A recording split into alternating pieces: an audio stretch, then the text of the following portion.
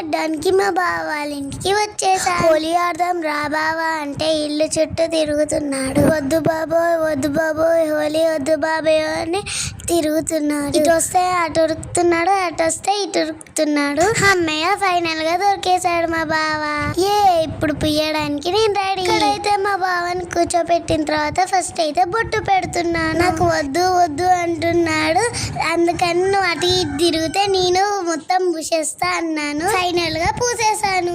పియంగానే పోయి మొహం కడిగేసుకుంటున్నాడు. కాస్త హల్దీ చేసేస్తున్నాను. ఇప్పుడు మా బావ రియాక్షన్ చూడండి. నాకేమన్నా హల్దీ ఈ రోజు అంటున్నాడు